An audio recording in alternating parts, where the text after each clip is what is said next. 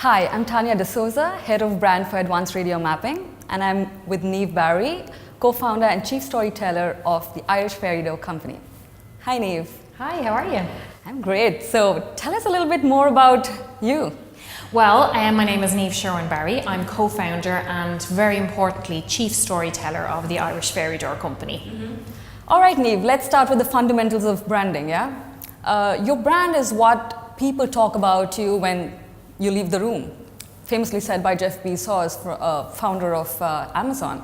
What are your thoughts on branding? What would you define a brand to be?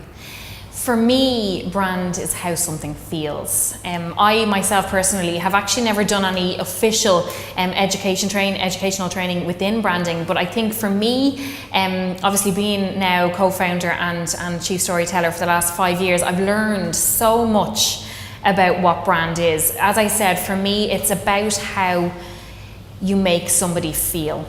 So when they see something that you're selling or something that you're trying to communicate to them, it evokes an emotional reaction. For me, that's what brand is. Fantastic. I mean, when I think about the Irish Fairy Dough Company, I always think about it as a brand that's in the business of storytelling. So clearly storytelling is like a huge component of the brand, right?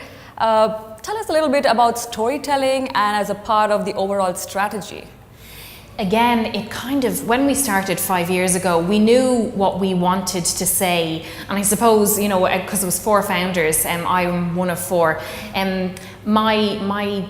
my job was to actually communicate what exactly we were selling. And because it was brand new, because it wasn't a baby doll, it wasn't a jigsaw, it was a brand new concept, that getting that messaging was really, really clear. It had to be really, really clear from the beginning. I think for us, probably the cornerstones of brand for us is imagination, it's childhood, it's magic.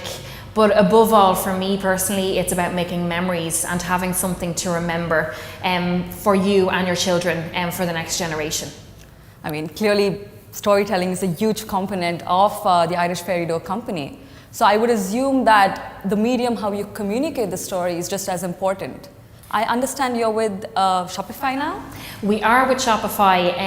I mean, and like any good story, I suppose as Irish people, we're inherently able to tell a story. It's part of who we are, and that's very much reflected in the sales that we've had in Ireland, as opposed sometimes to other places. Shopify is part of our story, and it's about making it a seamless, making the experience for people when they do come onto our e-commerce site and they want to see what we do, having that seamlessness is part of the story. It's absolutely so important for us.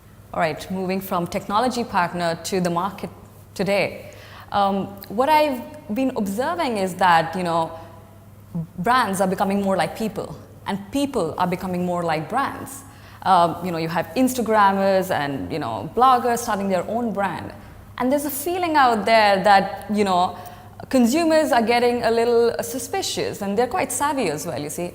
So for a brand to strive towards authenticity, how do they address that in a market which is highly skeptical?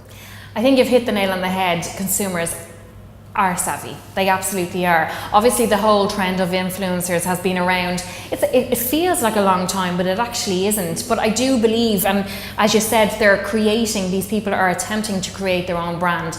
I think there are people that are still attempting it that haven't quite nailed it. And then there are the people that have established themselves as a brand. But I do truly believe that authenticity and a brand, they just go hand in hand. They're so important. So many people now are being sponsored for this and paid for that. I think that there is definite skepticism there. I think that the more authentic you are, the more authentic your messaging is, the more consumers will actually connect with you. I think it's really important to be as authentic as you can, and I don't think that people that aren't authentic, I don't think they're going to ever be able to compete. I really don't, not in the long term. Talking about like social media authenticity, I mean, social media itself is a marketing minefield, and there are successful stories like, you know, you have Everlane, you have Warby Parker, and yourself, the Irish Fairy Dough Company, that have seemed to navigate this minefield in an interesting sort of fashion by building loyal communities / tribes. Do you think the future of retail is heading more towards building these communities versus just building a tribe? I love the word tribe. Just from my own personal point of view, I think what it denotes to me is like-minded people. And community as well is something that we've definitely done. I mean, even with we have over 300,000, I think over 320,000 followers now across our social media networks. Now they're not just followers, they're engaged, genuinely, each one is part of the community that we've built. And the reason for that is that they're giving us their information. They want to share what they have done with their fairy and what their child has gotten from the experience. It's like this continuous inspirational circle. We're just always inspiring each other, and that is a community. That's not just a follower, that's being part of a community. It is essential that you make an emotional connection with people, no matter what you're selling, no matter what you're trying to communicate, having that emotional connection. Because at the end of the day, it's about scrolling. And it's about stopping your finger.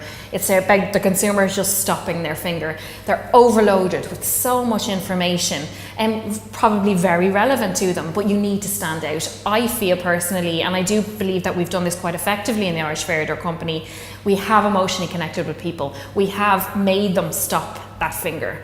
It could be whether it's a story about a fairy or whether it's a story about a child that has really benefited from one of our worry plaques, or it could have been so many different things, but again, it's emotionally connecting with the person that has that device in their hand.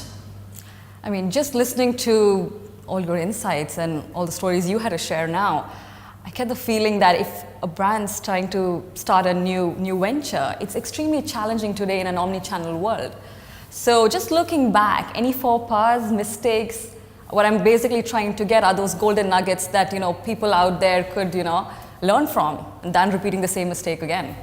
Oh, there's so many, so many mistakes. I suppose probably the most, if I was to give one piece of advice, as you grow, we're obviously based in Ireland, but we have spread out over different markets all over the world, and we made the mistake of believing that our story was going to be as relevant here as it is everywhere else in the world. And although people are interested in who you are and what you do, you have to research each market before you go into it. We very naively thought that everybody would receive what we did in the same way, and it's just not the case. Even if you go to the UK, the difference between the north of the UK with the south of the UK, it's the same country.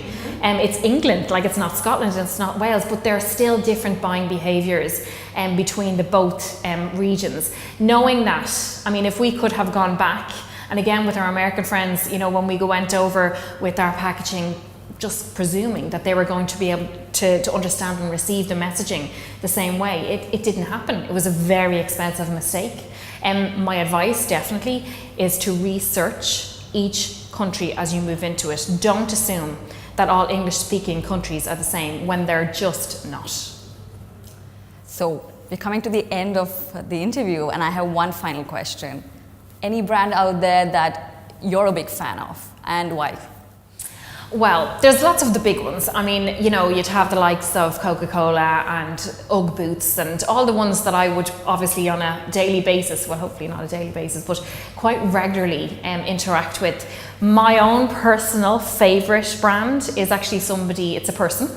And she's based in Australia. Her name is Constance Hall, and she is an Australian blogger. But when you mention the word tribe, she is this wonderful woman who encourages other women to be kind to one another. And now she's a businesswoman, she's a mother, she's just, as she calls herself, a queen, and she believes that all other women around the world are also queens. And how she has built her brand and how she's built her tribe is to be kind and to stop yourself from judging another woman before you even know her. She is definitely my inspiration in so many parts of my life, particularly in business. She just knows what she wants. She's very confident in who she can help her to bring her to the next level. But apart from that, when you build something so beautiful the way that she's, and it is a brand, because now we're all queens. I'm a queen, you're a queen, and I'm walking down the road later on and there'll be a queen walking by me. It's building something so special that's going to stay around forever, and I really do think that Concerts Hall has managed to do that. Wow, that was beautiful and something to take back actually. Thank you so much, Niamh, for giving us this time and all those invaluable insights from storytelling to branding, and actually something as important as being kind.